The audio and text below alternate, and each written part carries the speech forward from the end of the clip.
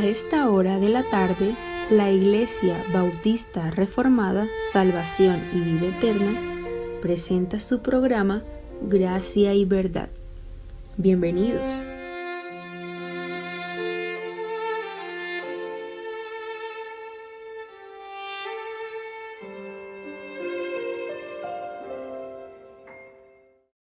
Muy buenas tardes.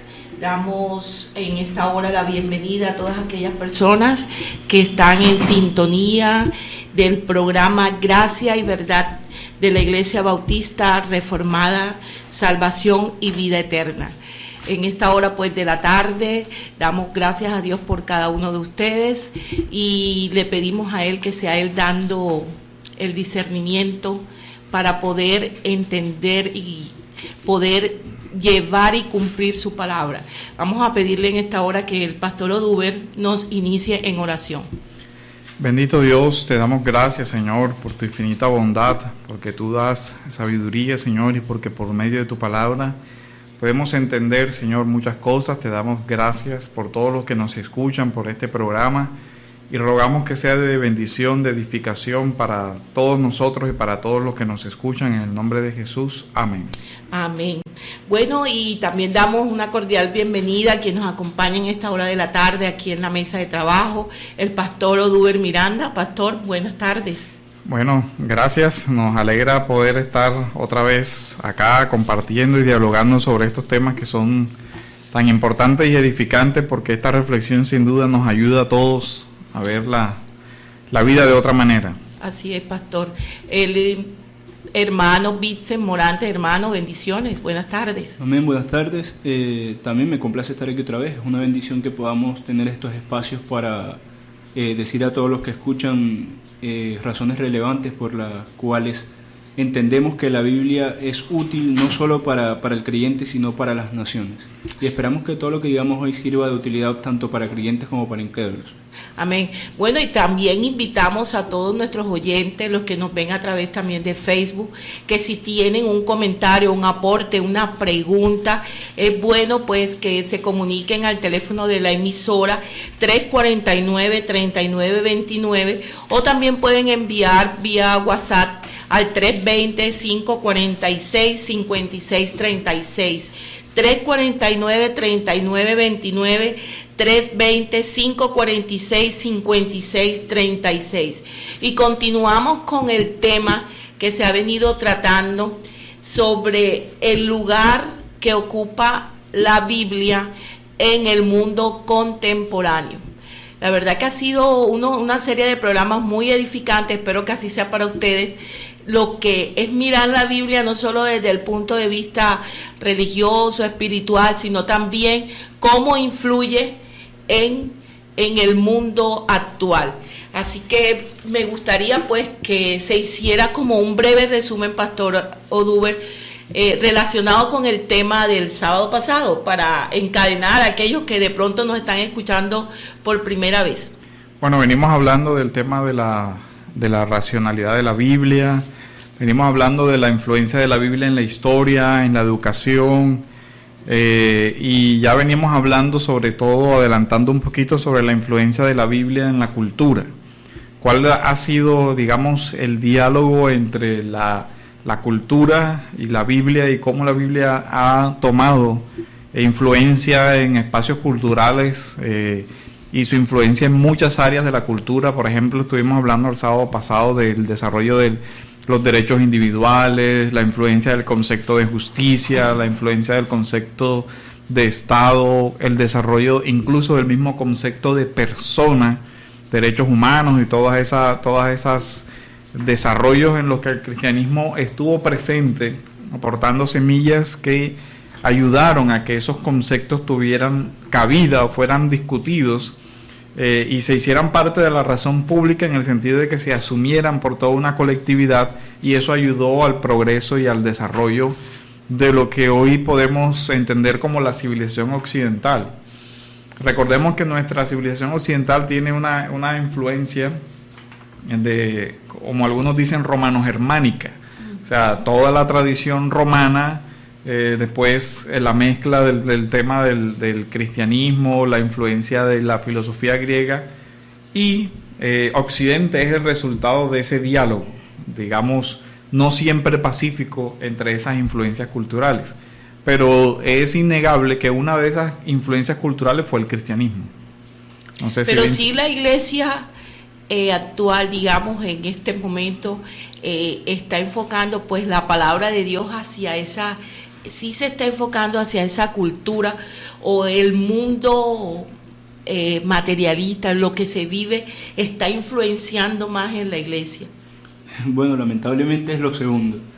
No vemos que haya una tendencia en la que la iglesia esté influenciando la cultura, sino que más bien, incluso desde el punto de vista sociológico, se entiende esta época que estamos viviendo como la época postcristiana. Se entiende que los dogmas del cristianismo han sido, entre comillas, superados por los avances científicos, y más bien vivimos, en vez de en una cultura que abrace los ideales cristianos, en una cultura que en su secularización podemos observar que hay cada día más cristianos confundidos que empiezan a tener ideas y compartir ideas propias del paganismo, propias del ateísmo y no propias de la verdad bíblica. Bueno, entonces continuemos con la siguiente pregunta. Ahora, ¿la Biblia tiene alguna relación con las ciencias? Primero, cuando decimos así ciencia, se refiere, pastor. Bueno, la definición, hay que hacer una distinción, digamos, entre incluso las mismas ciencias. Cuando muchas personas se refieren a la ciencia, se refieren con esa categoría a la que se llaman como ciencias duras, la matemática o las ciertas ciencias que son en su definición exactas. Y hay otras que son las denominadas ciencias sociales, historia, filosofía, sociología y todos los demás, que no corresponden al mismo método de investigación. Cuando nosotros hablamos de las ciencias dentro de la parte de las denominadas ciencias duras, estamos hablando de un conjunto de metodologías o procedimientos racionales, verificables para verificar la realidad o para llegar a la verdad. O sea, en ese tipo de ciencias por lo general prevalece una metodología que es la posibilidad de repetir en un ambiente controlado la determinada experiencia de tal forma que se pueda verificar. Yo puedo reproducir en un laboratorio ciertas condiciones, y siempre que yo reproduzca las mismas condiciones voy a obtener el mismo resultado. Eso es, digamos, ciencia a nivel objetivo. Hay el debate de si psicología, historia, filosofía y todo lo demás podíamos engrosarlo dentro de la categoría ciencia. Si aceptamos el modelo cientificista que dice que solo aquello que es medible y verificable por ese método es ciencia, dentro de esa categoría no entraría nada más. Pero si nosotros aceptamos un modelo amplio de ciencia entendido como métodos para llegar al conocimiento de la verdad de acuerdo al objeto que se estudia. Por ejemplo, si mi objeto de estudio es la historia, yo no voy a poder utilizar el mismo método de reproducir los eventos para verificarlos. Tengo que acercarme desde otra metodología para llegar a eso. Entonces, ahora, ¿cuál es la relación del cristianismo con esas ciencias? Ha sido, digamos, en la historia, ha habido una cantidad de malos entendidos con relación al tema, porque se ha partido de la idea de que razón y fe en esencia son contradictorios y que los resultados de la ciencia, digamos, son antibíblicos, y en fin, no ha sido una relación cordial, no ha sido una relación pacífica en muchas etapas de la historia de la Iglesia. Vincent. Bien, primero me gustaría leer dos textos bíblicos. Uno está en Eclesiastés 7. Eclesiastés capítulo 7, versículos 11 y 12. Dice: mejor es la sabiduría con posesiones y es una ventaja para los que ven el sol, porque la protección de la sabiduría es como la protección del dinero, pero la ventaja de conocer la sabiduría es que da vida a los que la poseen. No solamente aquí, sino en muchos otros textos también, como por ejemplo en Daniel 1, en donde la Biblia narra que ciertos hombres de Dios decidieron dar su vida al Señor, y nos da el detalle de que ellos fueron sobresalientes en toda ciencia y en toda letra. Nos damos cuenta con eso para quitar ese prejuicio que puede haber en la mente, que Biblia y ciencia no son contradictorias. Todo lo contrario, más bien en la Biblia se ve un claro incentivo a aprender, a entender las cosas. Y de hecho se nos muestra que por medio de la comprensión de la naturaleza, del universo, de las cosas que existen, podemos llegar también a una mejor comprensión de Dios, no a un alejamiento de Dios. Nos damos cuenta con esto que el alejamiento de Dios que se produce con la ciencia no es algo inherente a la ciencia, sino al hombre que hace ciencia. ¿Qué quiero decir con esto? La ciencia y la fe no son contradictorios, sino que sucede que hombres que hacen ciencia son a la vez ateos. Pero para esto primero quisiera desambiguar el término ciencia y segundo ver cómo en la práctica ciencia y fe no se contradicen, porque incluso hombres de ciencia fueron hombres de fe. Primero, los términos de la ciencia. Se puede entender ciencia de la forma como lo mencionaba el pastor Uber, como los métodos para adquirir el conocimiento, y se puede entender ciencia también como el conocimiento mismo. Es decir, yo digo que es ciencia cualquier conocimiento que sea correspondiente a la realidad. Es ciencia lo que es verdad. Es ciencia, por ejemplo, la física, porque la física estudia los fenómenos constatables de la naturaleza. Es ciencia, por ejemplo, la historia, porque la historia, su objeto de estudio es los acontecimientos y estudian los fenómenos constatables de los acontecimientos históricos. Nos vemos aquí como una diferencia. En ciencia, como las herramientas que se utilizan, por eso es que podemos hablar de la ciencia histórica, de la ciencia física, de la ciencia química. Ahí nos vamos más al tema de las herramientas utilizadas para adquirir el conocimiento, y hablamos de la ciencia llanamente, el conocimiento de hecho cierto. Eso en primer lugar. Lo que pasa es que normalmente la gente piensa en primer término. La gente cuando escucha ciencia piensa en el método científico, el llamado método científico hipotético deductivo, en donde tú puedes tomar un evento cualquiera, repetirlo y decir, bueno, como se repite y siempre pasa igual, es verdad. Entonces dicen, bueno, esto que dice la Biblia no puede probarse de esa forma, por tanto no es ciencia.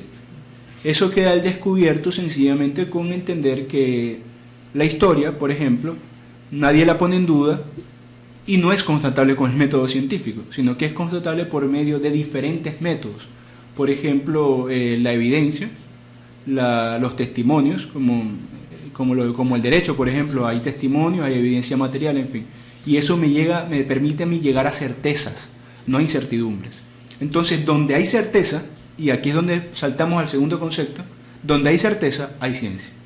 En la Biblia hay certeza, por tanto hay ciencia. Ahora, en la segunda parte, que es más o menos por donde va la pregunta, la relación que hay. Bueno, hay una relación no solamente teórica, sino práctica. En la historia hay muchos hombres de ciencia que a la vez su quehacer científico tenía como centro a Dios, tenía como centro su fe. Por nombrar algunos, Francis Bacon, que nació en 1561 y murió en 1626, estableció el método científico. Kepler era un luterano que revolucionó las matemáticas y la astronomía. Faraday revolucionó la electricidad y el magnetismo. En fin, hay muchísimos ejemplos. Estos ejemplos que estoy dando los saco de un libro llamado El legado de la Reforma. Este legado de la Reforma no es más sino el legado de la Biblia. La Reforma fue un movimiento surgido en contraposición a las herejías de la Iglesia Católica para mostrar la superioridad de la Biblia en todo. Cuando estos hombres mostraron que la Biblia era superior a cualquier otra cosa, para cualquier área de la vida, surgió una cosa curiosa. Todas estas personas que entendieron la Biblia en este sentido no se alejaron de la ciencia, sino que sucedió lo contrario. Como entienden que la ciencia y la certeza son reflejo del Dios certísimo, del Dios dueño de todo conocimiento, entonces más bien la buscaban con más hambre. De todos modos, tú escuchas preguntas. Precisamente hoy hablaba con alguien así y dice, ¿cómo tú pruebas que que lo que está escrito en la palabra de Dios es real, porque el matemático dice, saca 2 más 2, hablando de algo muy sencillo, Sí. dice que es 4 y es algo que la gente lo ve real. Hay que aclarar algo. Hay como yo decía al principio, hay cierto paradigma que es reduccionista en cuanto a la obtención de la verdad, que es un movimiento que ha tenido, digamos, un desarrollo sobre todo en estos últimos tiempos que uno podría catalogar como el cientificismo. Es la idea de que el método deductivo es el único modo de adquirir un conocimiento cierto sobre las cosas. Entonces, para ese tipo de personas por lo general le están partiendo de que si yo no puedo comprobar algo en un laboratorio, no es verdad o ese conocimiento no existe. Pero hay cosas que están fuera de ese método y ese es el tema. Ellos no pueden comprobar o no se pueden comprobar muchas cosas que nosotros sabemos que son realidad. La historia no cabe dentro de ese método, como lo dijo Vincent. Luego entonces, por ejemplo, la ética. La ética no cabe dentro de un laboratorio para, con una ecuación, determinar qué es ético o qué no lo es, qué es bueno o qué es malo. Entonces entramos a otro campo que es el tema de la razón práctica y cuáles son los fundamentos de esa razón práctica. Porque Vincent ahora mencionaba que hay muchos científicos de la etapa contemporánea que fueron creyentes. ¿Y por qué creemos nosotros que razón, ciencia y fe no están alejadas, sino más bien que pueden entrar en un diálogo certero? Y es por el mismo concepto bíblico de la creación.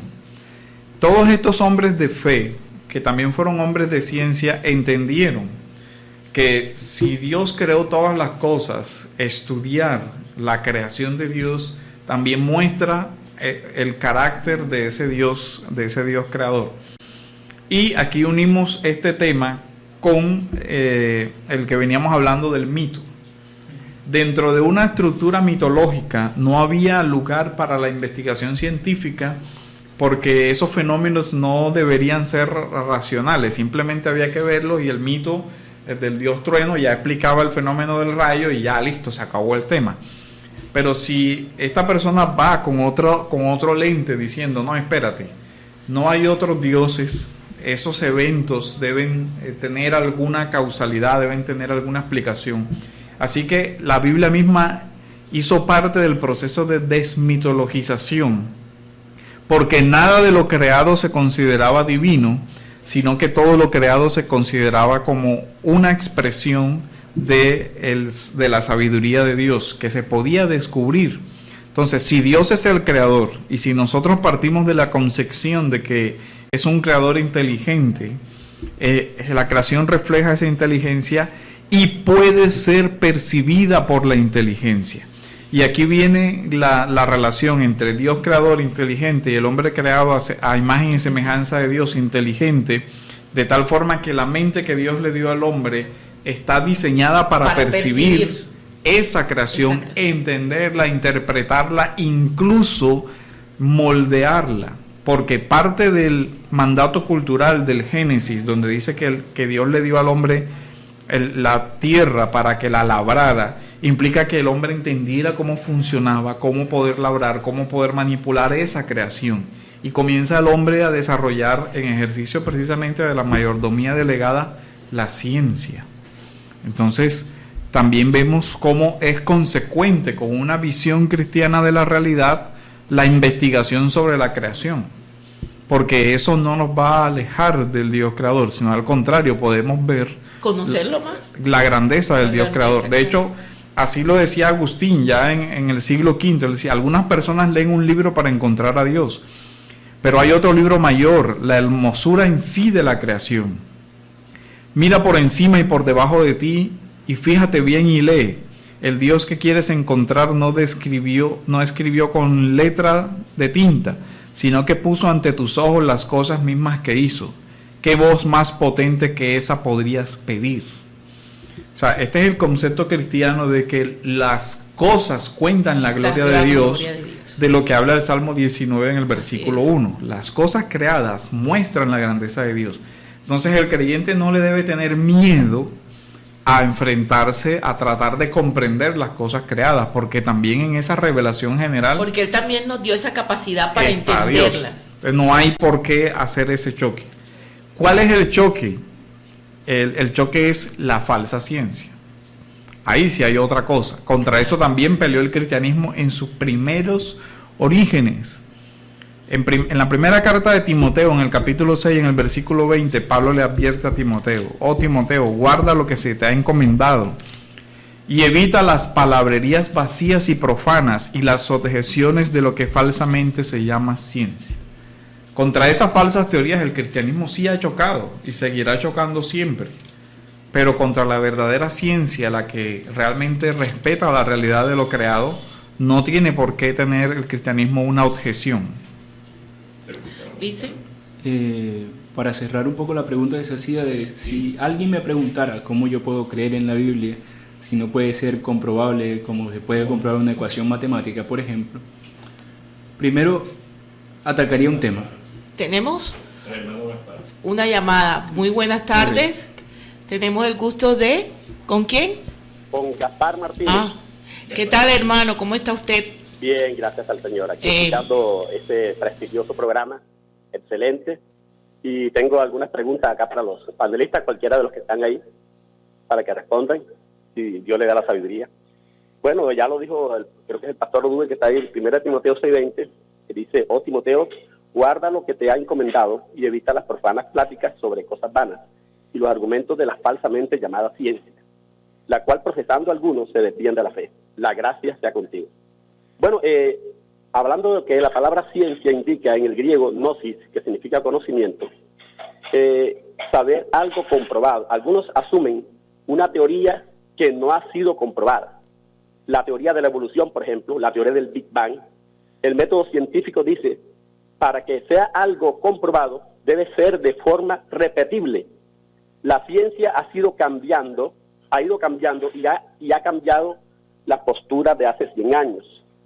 Bien, si bien es cierto que toda la ciencia, en 1 Timoteo 6:20, ahí Pablo le escribe a Timoteo, ¿cómo es posible que la ciencia como tal, ahí está hablando el apóstol Pablo, que podríamos decir que hay una falsamente llamada ciencia, es decir, que hay una ciencia que es verdadera, o sea, una ciencia que está de acuerdo a los principios bíblicos, es la ciencia verdadera, pero hay una ciencia falsamente llamada ciencia. La pregunta va destinada: ¿es la psicología una ciencia?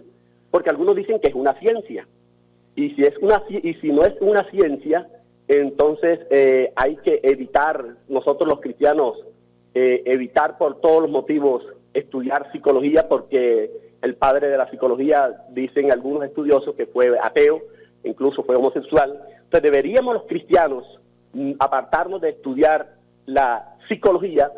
Sin embargo, hay algunos que dicen que la psicología es una ciencia. Básicamente esa es la pregunta. Ya. Sí. Bien, con respecto a la psicología. Primero yo daría una respuesta corta. Esa es mi opinión personal. La psicología sí es ciencia. Ahora la respuesta corta explicada. ¿Por qué pienso que la psicología es ciencia? ¿El ser humano, creado a imagen de Dios, tiene una parte psíquica? La respuesta es sí. Realmente tenemos pensamientos, realmente tenemos deseos, emociones, cosas propias y analizables. Y habíamos quedado de acuerdo hace un rato que la ciencia estrictamente era la certeza del conocimiento. Cualquier cosa que fuera cierto, cualquier cosa que pudiera adquirirse y analizarse de modo tal que se conoce como una certeza, como algo evidente y comprobable, es ciencia. En ese sentido, la psicología ha llegado a muchas certezas. Esa es una realidad. Y aquí entra lo que venía diciendo el pastor Dure incluso hace un momento. Hay detrás de la ciencia falsa ciencia. Y no solo eso, hay detrás de la ciencia falsos científicos. Yo creo que la pregunta que hace la persona que llama versa más por el tema de que hay corrientes psicológicas que son falsas. Hay corrientes psicológicas que dejan de lado, por ejemplo, la realidad sobrenatural de la existencia, la realidad divina, la realidad de la creación, y piensa que el ser humano puede ser estudiado solo a la luz de ciertas teorías que, al ser repetidas y al ser aplicadas, entonces pueden arreglar la vida, personas que son infelices llegar a ser felices. En fin, tratan de solucionar temas que nosotros los cristianos hemos entendido que son espirituales por medio de soluciones materiales. En ese sentido, solo en ese sentido, yo podría decir que la psicología a veces tiene cosas de falsa ciencia, pero en sí misma la psicología es una ciencia que trata de entender la mente humana. La mente humana es reflejo de la imagen de Dios. Dios es cierto, por lo tanto el estudio de la mente humana es cierto. O sea que no hay problema de que un cristiano estudie psicología, preguntaba el hermano. O sea, en general, ¿qué ha sucedido? Sobre todo, todas las investigaciones tienen ciertos marcos teóricos, Sí. tienen ciertas construcciones paradigmáticas. Lo que ha sucedido también, sobre todo en el tema de la psicología, es que la psicología ha asumido ciertas visiones del mundo históricamente que no corresponden con las visiones de la escritura. De la escritura, sí. O sea, tiene una concepción del hombre antropológica, por lo general, que niega, por ejemplo, la espiritualidad del ser humano, la dimensión espiritual del ser humano. Tiene una concepción, muchas de esas escuelas tienen una concepción materialista de la existencia humana. Si uno parte de que el ser humano es simplemente un objeto material, mi teoría sobre su problema va a estar limitada a eso.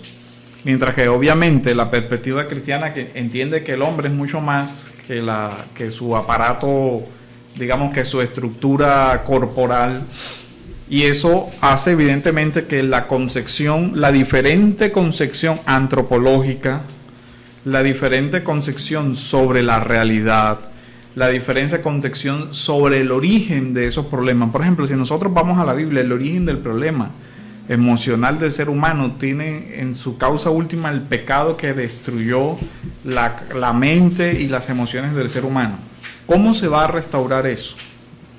No es simplemente por la parte de restaurar el pensamiento. De terapias. De todo eso. Hay una dimensión espiritual. Entonces, ahí sucede que los modelos han chocado. Claro. Ahora, cuando nosotros vamos a investigar la mente humana, cuando se investiga la mente humana y se llegan a conclusiones ciertas, verificables, sobre cómo determinada, por ejemplo, daño hormonal o daño en el cerebro afecta las emociones humanas, claro que eso es cierto, y eso es verificable, y eso sería, digamos, tratable. Entonces hay una discusión muy compleja porque hay una mezcla. Claro. Hay cosas que son realidad, que son verificables en toda la teoría psicológica, y hay cosas que no. Pero además de eso, que se ha planteado la psicología como una ciencia neutra. Y no, tiene mucho de filosofía, y tiene mucho de antropología, y tiene mucho de concepción del mundo, incluso mucho de religioso. Por lo menos si uno ve, así como hay muchos ateos, psicólogos, los grandes que influenciaron también en muchas escuelas no lo fueron. Fueron budistas como Carl Jung, fueron budistas como Erich Fromm, que tenía un trasfondo filosófico también del judaísmo y que traía una gran concepción de cosas, y eso se presentaba como ciencia. Y no era solo ciencia, no era solamente investigación del cerebro como tal y resultado de esas investigaciones, no. Entonces no son neutras. Ese es el tema. El tema de la historia, la filosofía, tiene modelos, tiene paradigmas de comprensión.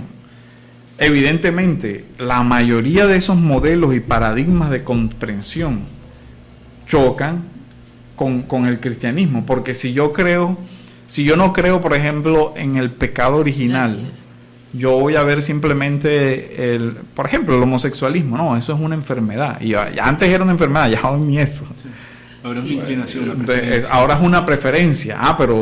Pero ¿qué pasa? ¿Qué pasa? Sí. Entonces ahí evidentemente, por eso, como decíamos, la relación cristianismo y ciencia no ha sido pacífica en gran parte porque hay un choque en cosmovisional. O sea, cuando se desvía la ciencia de lo que es lo que dice la palabra de Dios, ahí es que se pierde, digamos, o sea, el problema no es la carrera, lo que estudies, si es psicólogo, sino en el momento que se desvía de lo que es la verdad. Es ahí el problema. Sí, me gustaría añadir unas cositas. Primero, la secularización de la ciencia psicológica es clara. Por ejemplo, el padre del psicoanálisis, Sigmund Freud, decía que Dios era una invención del hombre para llenar la figura paterna que no había sido satisfecha en su infancia. Eso sabemos que es falso, es mentira. Incluso ni siquiera es constatable por la evidencia, porque los dioses que toda la cultura alrededor de la historia han creado no eran dioses para nada deseables, eran dioses viciosos, eran dioses avaros, eran dioses, en fin, una caricatura de lo que podría ser verdaderamente un Dios santo y omnipotente. En segundo lugar, si la realidad es que la ciencia psicológica está tan plagada de secularidad, con más razón el cristiano debe irrumpir en esos escenarios para poder santificar, y óigase bien esta palabra, no quiero ser misticista, sino para poder tomar esos escenarios, a eso me refiero con santificar, tomar estas ciencias y llevarlas, en palabras de Pablo, cautivas a Cristo. Todo pensamiento debemos llevarlo cautivo a Cristo. Esa es la guerra del cristiano. La guerra del cristiano no solamente es espiritual, es cultural también. No es desvincularse, sino todo lo contrario. En tercer lugar, me gustaría ver un relato que hay en Génesis que nos ayuda a constatar bastante que la mente es una realidad. O sea, la parte psicológica del hombre es una realidad. En el capítulo 4 de Génesis, a partir del verso 3, dice: aconteció después de un tiempo que Caín trajo del fruto de la tierra una ofrenda al Señor. Abel también trajo una ofrenda de los primogénitos de sus ovejas, lo mejor de ellas. Y el Señor miró con agrado a Abel y su ofrenda, pero no miró con agrado a Caín ni a su ofrenda. Por eso Caín se enfureció mucho y decayó su semblante. Entonces el Señor dijo a Caín: ¿por qué te has enfurecido? ¿Por qué ha caído tu semblante? Si haces lo bueno no serás enaltecido, pero si no haces lo bueno, el pecado está a la puerta y te seducirá, pero tú debes enseñorearte. Aquí estamos viendo, en ese texto, algo que nosotros podemos, sin ser reduccionistas, podemos entender como pasión. El hombre tiene pasiones y además tiene una parte orgánica. A veces mi organismo, mi estado hormonal o cualquier cosa, una enfermedad, influye en mis pasiones, en cómo yo me comporto. Si tengo una carga grande de adrenalina, a lo mejor voy a tomar decisiones no tan acertadas, en fin. En este momento, Caín tuvo un momento de pasión alta, se había enfurecido y Dios le dice: hey, cuidado, el pecado está a la puerta. Con todo, tú debes dominarlo. Es decir, tú debes hacer ejercicio de tu razón para sobreponerte a tu pasión. Entonces vemos que tanto la razón como la pasión son elementos que no podemos pesar ni podemos medir, sino que son elementos propios de la mente humana. Si eso existe, no estamos inventándolo. Si esa realidad mental, esa realidad psíquica, como la quieran llamar, existe, entonces es válido que haya alguna rama de la ciencia que se haya interesado en entender esa parte de la creación de Dios. Sí, ahora el tema es, porque el hermano hacía una pregunta específica y es el tema del cristiano. Así es. Ahora, ¿qué sucede? Evidentemente, si el creyente tiene una comprensión de la realidad, hacia dónde debe apuntar, hacia dónde apunta el creyente, cuando el creyente entiende que su vida apunta hacia la santificación, entonces uno puede preguntarse, esos instrumentos, ¿cómo podían aportar a eso? O sea, digamos, ahí está el tema. Cuando yo tengo la claridad de que mis emociones también deben ser objeto de la santificación.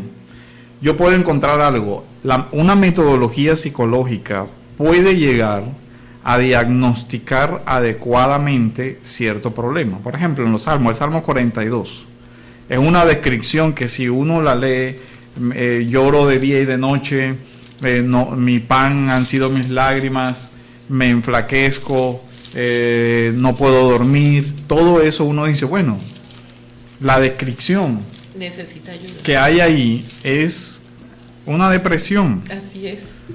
Eso es lo que está describiendo, digamos, el Salmo. Hay toda una gran cantidad de situaciones. Por ejemplo, uno ve los relatos de Elías, donde dice, me quiero morir. Uno ve los relatos de Moisés, donde por producto de toda la carga que llevaba por el pueblo y todo, le dicen, me quiero morir. O sea, ve la realidad de la emoción humana y ve también la fragilidad de la emoción humana. Ahora, ¿cómo actúa Dios ahí? Puede que este método me permita a mí diagnosticar adecuadamente, pero la cura es el tema. Así es. No es solo algo material, sino la espiritualidad, cómo entra ahí y cómo el Salmo nos lleva hacia Dios para que restaure la imagen dañada en el hombre, que es el pecado. ¿Cómo queda la conciencia? ¿O la conciencia es la razón y la pasión? La conciencia, no recuerdo ahora la palabra griega, pero cuando la Biblia nos habla de corazón, que es una de las palabras que más aparece, el nefes, del alma, del corazón, el concepto hebreo es global, incluye corazón, la propia mente, incluye corazón la capacidad de conciencia, de ser consciente de mí mismo, de la autopercepción y del autoconocimiento. El ser humano fue el único que fue dotado por Dios de la capacidad de entender la realidad externa por medio de los sentidos, pero además de la autopercepción y del entender lo que siento. O sea, yo puedo saber cuando mi cuerpo no está bien. Claro, lo percibe, lo siento. Y sé cuando mis emociones no están normales. O sea, yo puedo tener esa autopercepción. Esa autopercepción es lo que se llama la conciencia. Yo puedo ser consciente de que me siento triste y a veces de cuál es la causa. Claro. A veces de cuál es la causa, porque no siempre. Pero esa autopercepción me ayuda a mí a reconocer esos síntomas. ¿Qué me está pasando? La conciencia abarca todo, entonces. La conciencia abarca todo. El corazón del hombre es la expresión que une emociones, mente, razón, todo eso. Es todo ese tema. Pero la Biblia habla mucho más allá. En Romanos, exacto, en Romanos dice, renovaos en el espíritu de vuestra mente. Si ve algo, o sea, el espíritu de vuestra mente.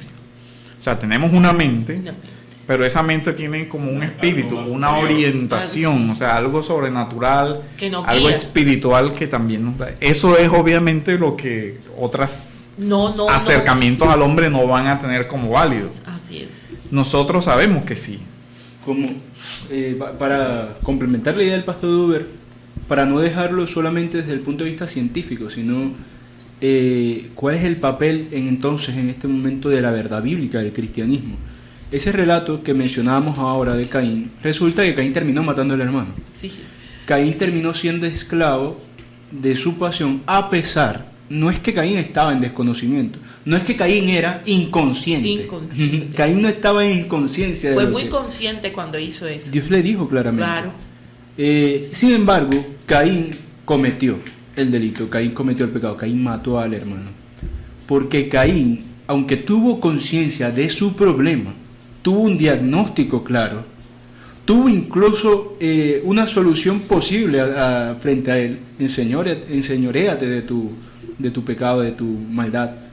No pudo hacerlo sencillamente porque la solución última a cualquier problema de esa clase es Dios.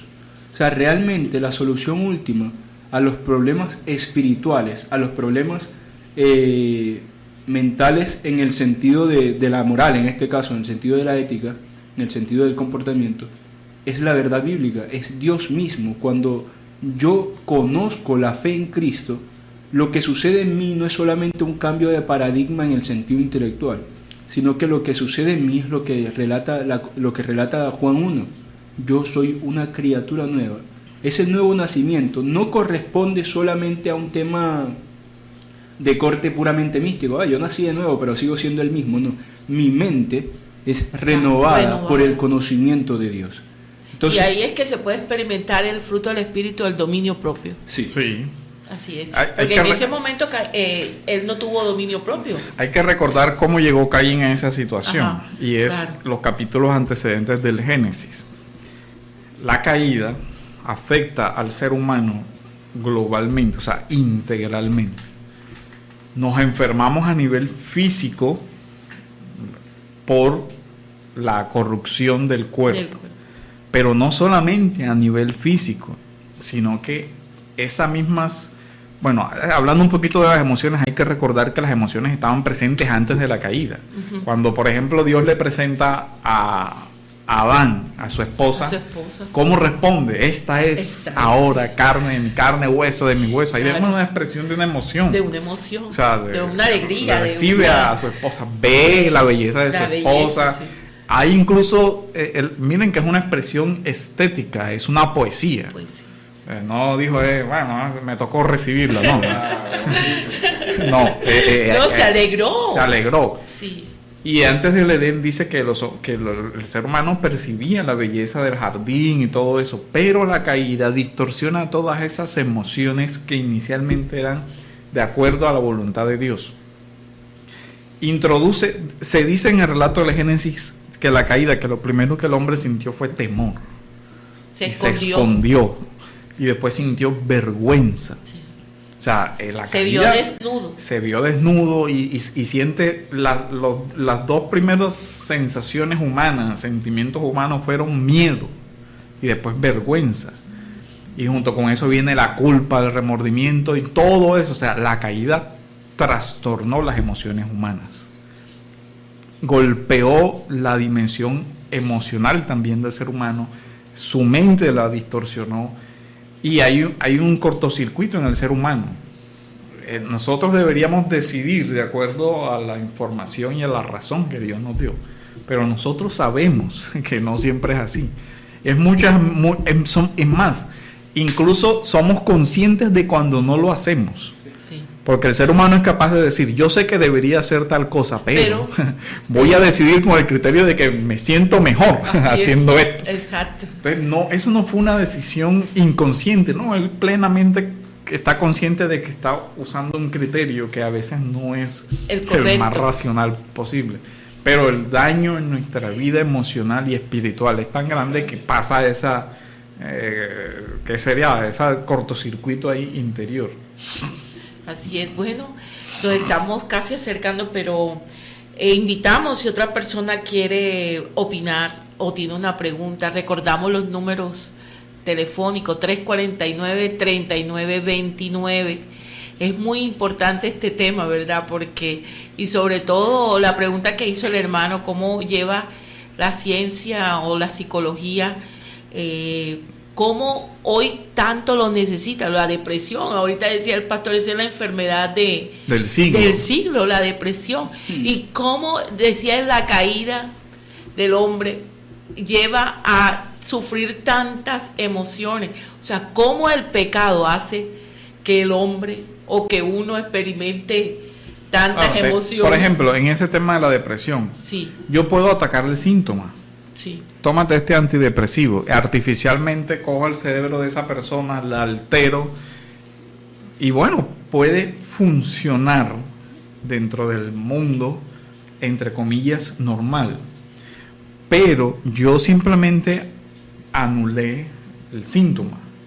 Pero yo no le pregunté cuál es la raíz de ese problema, qué es lo que originó esa depresión. Y cuando vamos a esa depresión, ese desorden emocional, por lo general está unido a una falta de sentido de la vida, a una forma inadecuada de afrontar un duelo, a golpes emocionales, a ira, resentimiento, deseos de venganza, problemas económicos, pero yo no ataqué cómo esa persona puede vivir en paz en medio de, sino que le fabriqué una paz artificial, dañando incluso con los efectos secundarios que no se saben hasta dónde van a llegar a tener.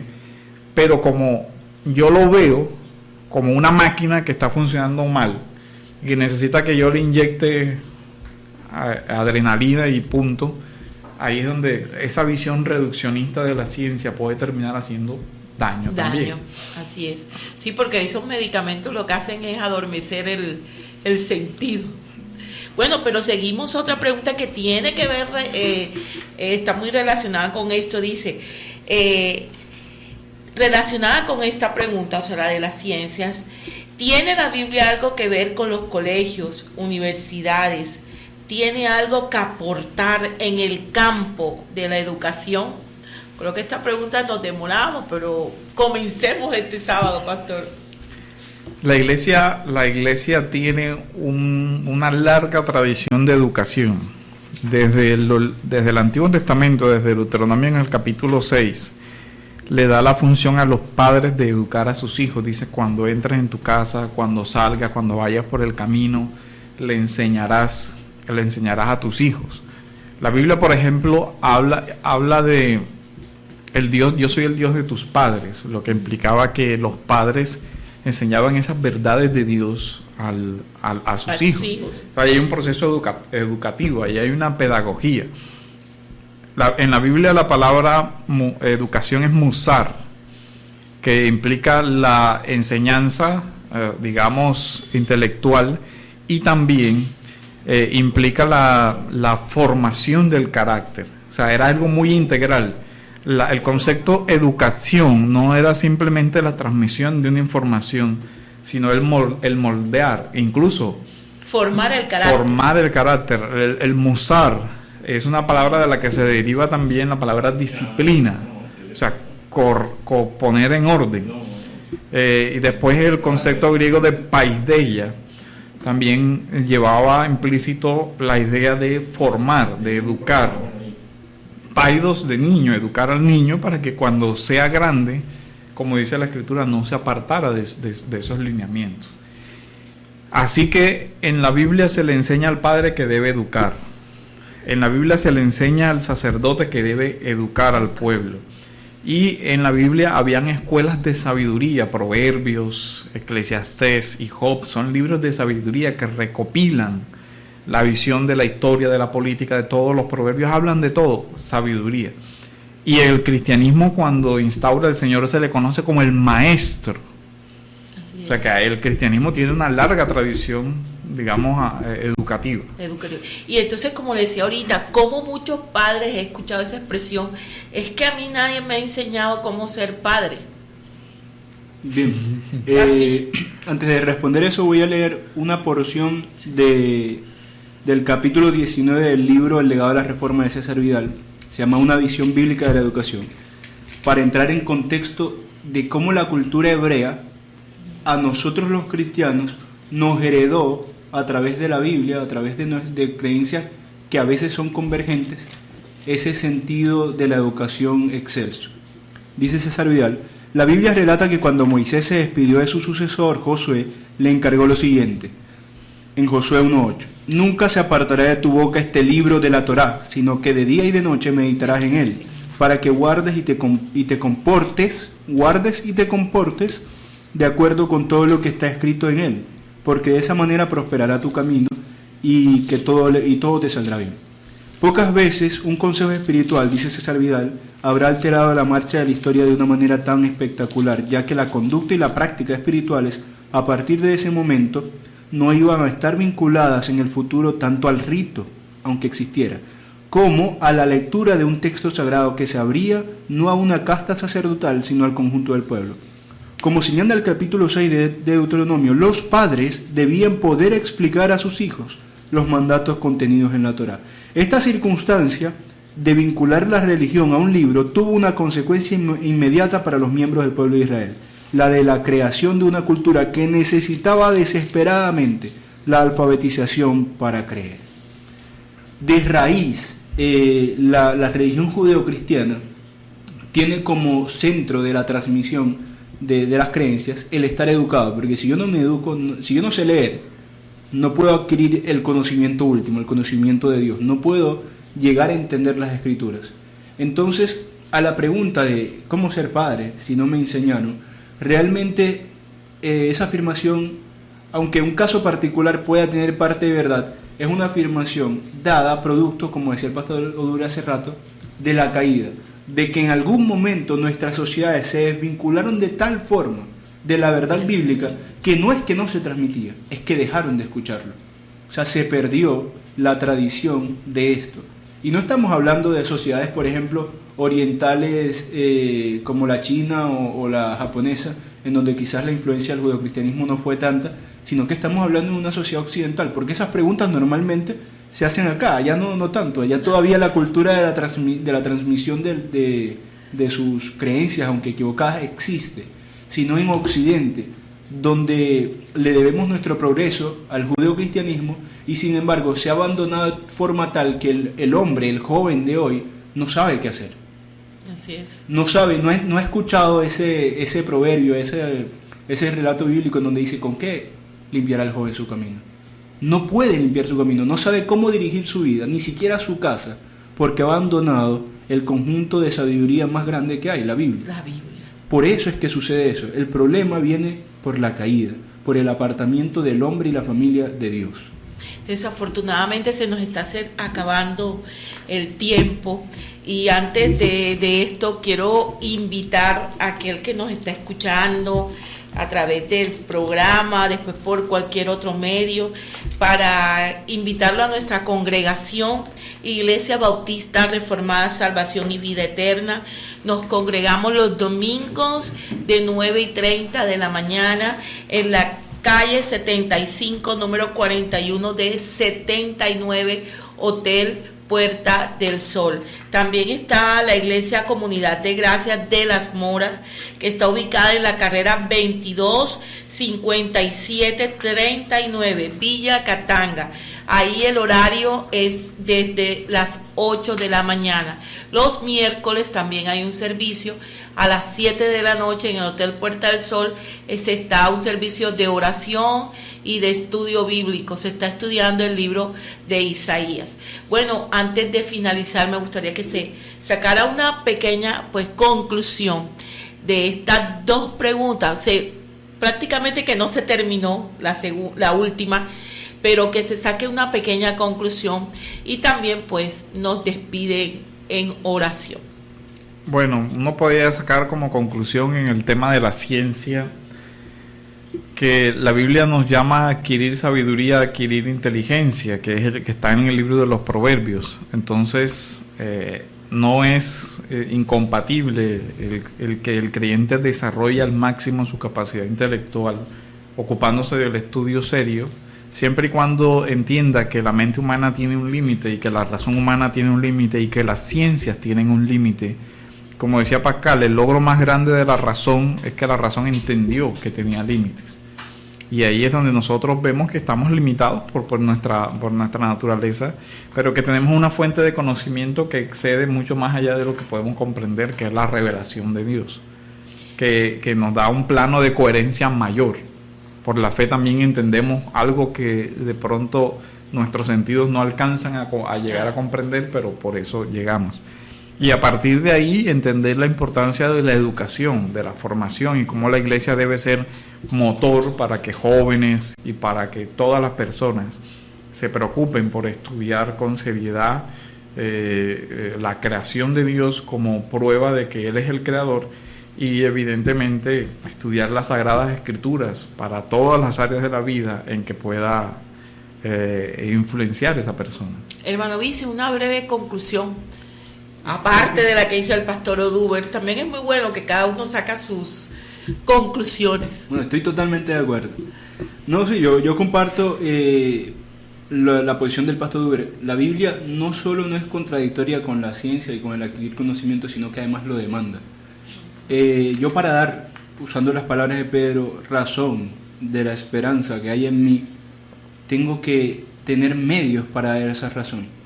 Esos medios, por ejemplo, ante un mundo que me dice que la única explicación posible de la existencia del universo fue una singularidad física que hizo que surgiera una explosión gigante, yo tengo que decirle no.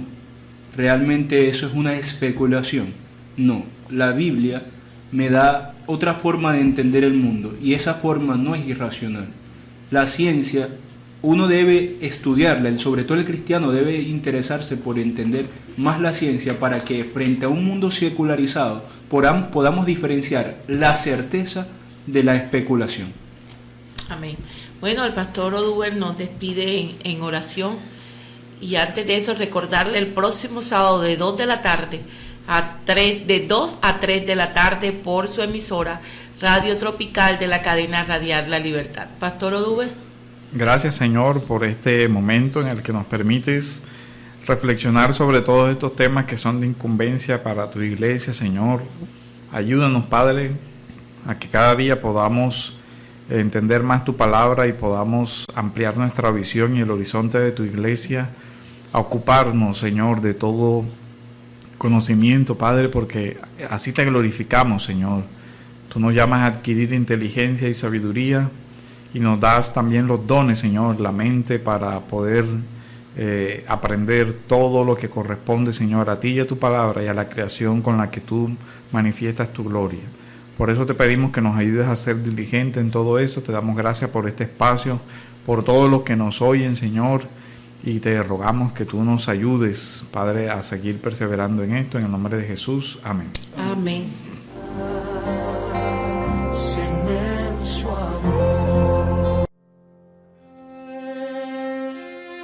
Escuche todos los sábados de 2 a 3 de la tarde su programa Gracia y Verdad, un programa de la Iglesia Bautista Reformada, Salvación y Vida Eterna. Recuerde, todos los sábados de 2 a 3 de la tarde por Radio Tropical, 1040 AM en el dial.